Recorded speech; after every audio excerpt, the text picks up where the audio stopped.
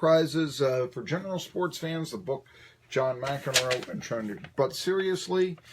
And we also, I'll be telling you how to get this here when we go to break. I've got a Texas Rangers towel. I don't have this on me. Now I'm doing it for radio, but depending on your choice, that's what we have for you here today. I mentioned this before, how Jimmy Garoppolo, it seems to me that this man is quickly becoming almost the best quarterback in the NFL. I never would have thought it, but, well, you judge for yourself. Center, Hyde single back. Turn, give to Carlos. Try to run. Great move by Hyde! Touchdown 49ers! Oh, what a move he put on Barry Church! Whoa! Oh, my goodness. That's the best move of Carlos' career. And I think it was on A.J. Bouye, the corner, number 21. And I hate to say this, but I think he's still looking for his jock on the 5-yard line. He shook him right out of it. My goodness. All right, that was one of many touchdown passes that Garoppolo threw. The 49ers 5-10, but now on a, what is it, a 3-game winning streak or 4-game winning streak? On a winning streak. And they defeat the playoff-bound. Boy, I like their blitzing defense and ability to get turnovers, and thought they could be a sleeper team in the playoffs, Jacksonville Jaguars, especially if the Jaguars, and if they had won, they could have gotten a bye in the playoffs with a victory and either a loss, well, certainly a loss by the Steelers, but also, I believe, a loss by the Patriots as well. They could have snuck in to the postseason. However, assuming the Steelers assuming the Steelers beat the Texans today, that's all gone. They'll be the 3rd seed. They'll get, the 6th wild card. They may get the Titans again, which is another reason why I think you root for the Steelers, because if you are a Titans fan, because not only would the Jaguars just be throwing every second stringer out there against the Titans' first string, but they'd probably just be handing the ball off to Ivory up the gut throughout the entire ball game, because they wouldn't want the Titans to see any of their offense that they would use in a playoff game. They'd be conservative. They'd say, okay, what plays do we run that have the least amount of injury factor for our team? I mean, they may wind up forfeiting it, for crying out, if the commissioner's office would let them do it. Which I don't think they would. Nevertheless, I'm just, if the Steelers win today, and my goodness, they're playing 4-10, now, there are a couple of things that are going on, and it's Garoppolo. And you just ask yourself, when did Jimmy Garoppolo get to be this good? I mean, I know that people were touting him, went 3-0 last year as a starter during the Tom Brady suspension. I understand all that with Garoppolo, but who knew he was this good, putting 44 points up on the Jaguars? A really good defense on a team really going nowhere. And for that matter, I will say this, I am happy about it because it kind of has put down the Kaepernick should sign talk. Not that it hasn't already. I mean, you didn't hear that when Carson Wentz got, out for the year with his injury, his knee injury with the Eagles. You'd been hearing it for every other quarterback when they went down. But really now when you see, okay, last year Kaepernick's 1-11, and now Jimmy Garoppolo's putting up 44 points on a sleeper team of the AFC and has won every start he's ever had and is making the 49ers, who are literally talking now, it's a little premature, but they're literally talking about being a Super Bowl contender next year. It's night and day. And this is the former backup quarterback of the Patriots doing this. And this is sort of like, now where is Garoppolo from again?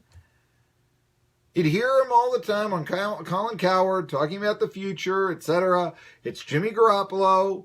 How much longer will Brady play, etc., etc. Now you know why. He's the first quarterback to win his first 5 starts. Actually, I think it's his first 6 starts. Since Ben Roethlisberger won his first 15 starts, I believe. No, 14 starts. I'm sorry, 14, because the aforementioned, talked about last time, Tommy Maddox starting that game a while back. Now, by the way, I see this here, since we were talking about the, I've got to play this cut. And here, this is actually from that aforementioned Jaguars 49ers game. Here we go. 19-18, shotgun for Bortles here. He drops to throw. First and goal from the 5. Blake looks, steps up, fires in and out of the hands of Fournette, and then caught on the rebound by Jalen Strong for the touchdown. It went in and out of the hands of Fournette, and a diving touchdown catch by Jalen Strong. Are you kidding me? Wow. That's Frank Frangie. He's the play-by-play announcer of the Jaguars. Years ago, he was on the WEMB airwaves. First incarnation of this show. He's a talk show host down there. He's a popular sportscaster in Jacksonville. Has emerged now as the play-by-play announcer of the Jacksonville Jaguars. What do you think about that? But I had to mention that because of the connection that I can recall having Frangie on. I can actually remember the first time the Jaguars were ever in the AFC title game. Well, it wasn't against, they only been there twice. Once against the Titans, when the Titans went to the Super Bowl back in 99. And also in 96, their second year of existence, when they lost to the Patriots, then coached by Bill Parcells and Drew Bledsoe and such. Jaguars were something of a Cinderella team that year and came very close, just a couple of late turnovers, I believe, to possibly even going all the way to the Super Bowl that year, what with a 9-7 record, but even so. And so, I just mentioned that we had Frangie on, I remember, a couple of times to break down those football games on this airwaves, and so I'm glad to see that he is now the broadcaster of the Jacksonville Jaguars. Is Aaron Rodgers going to be the quarterback of the Green Bay Packers in the future? Oh, sure. I mean, you figure it. I mean, well, it's not next week. He's hurt, right? He's on injured reserve twice in the season. And therein lies the question. The Aaron Rodgers came off of injured reserve in Week 15, playing in a loss to the Carolina Panthers, which eliminated them from playoff contention. The Packers immediately put Rodgers back on IR for Week 16. Now many teams are reportedly complaining to the league that the second IR stint means Rodgers should have to be released from the team per NFL rules. But Packers head coach Mike McCarthy claims they followed the procedures and guidelines that you have to put a player on IR. So from our perspective, there's no issue. It's unclear if Rodgers suffered a new injury in Week 15. Ryan Burrow, ABC News. Theoretically, the rule goes, although it is not necessarily enforced that much, but some teams, for obvious reasons, want it enforced now, that if you put a player on IR twice in the season and he does not have a new injury, that you then have to put the player on waivers.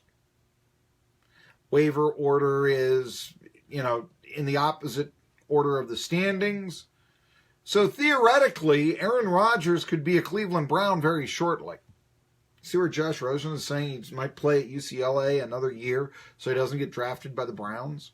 I mean, this is how bad. They've got to play the Steelers next week. Otherwise, and if they don't win that game, they're 0-16. And I don't think that a whole lot of people think that they're going to beat the Steelers, and the Steelers are going to have something to play for, because if they win the game, or if they still have a chance at getting number 1 seed in the playoffs. And if they lose to the Texans, which is unlikely today, then they would still need to win for that bye in the playoffs. So the Steelers aren't going to be playing their second stringers against the hapless Browns. Okay, they're sidetracked there. But the deal is, now, I doubt that Aaron Rodgers is going to be placed on waivers due to a technicality. I think that the Packers will find an injury for him, a toenail. He's playing in Green Bay. He's got to have sniffles by now. It's that time of year. Just something out there. They're not going to, and I doubt the NFL would allow this, rule, which is sort of winked at over the years, to allow Aaron Rodgers to be a free agent and then wind up in Cleveland. I don't think that's going to happen. Still, it's on the books, and some NFL teams are saying, hey, what about this? What about this? This could be, in my opinion, the best defense against tanking that one is going to find. I will say this, even though I'm talking about tanking today and playing second stringers and all that, that's one thing, because you are in that ilk playing for a championship. You're keeping your first string healthy. You're letting your second string have experience. It is even a little bit better, because the game is actually memorable and counts statistically, than, say, the preseason, which I wouldn't mind being abolished altogether, to be brutally honest with you. And if not abolished altogether, if you say you still have to have some sort of game competition, well then, how about playing at neutral sites and down to 2 games a year or so? Anyway, what I'm going to be pointing, as a season ticket holder to the NFL, where I'm asked to pay full price for preseason tickets, you'll understand that, and I'm seeing, guys who won't make the team decide the game, basically. Anyway, but the idea, I've always thought this with tanking that I want to get to, I've never really been into believing in tanking for this reason. If I'm a veteran player on the Cleveland Browns, and I know that the most wealth that I'm going to earn in my life is probably playing NFL football, I certainly don't want to jeopardize it, and I don't want to, quote-unquote, tank so that a better player will come in and take my job.